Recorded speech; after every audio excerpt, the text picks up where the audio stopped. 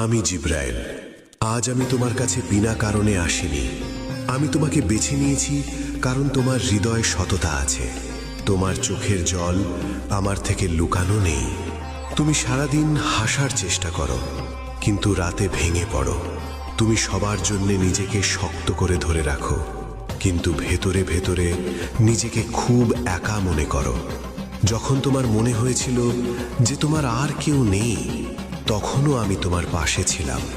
তুমি বারবার ভাবো মহাবিশ্ব কেন আমার কথা শুনছে না, কিন্তু সত্যি কথা হলো আমি তোমার প্রতিটি ডাক শুনি, তোমার প্রতিটি কষ্ট অনুভব করি। আমি শুধু সঠিক সময়ের অপেক্ষা করছি, কারণ আমি তোমার জন্য যা প্রস্তুত করছি তা তোমার চিন্তার চেয়ে অনেক বড়।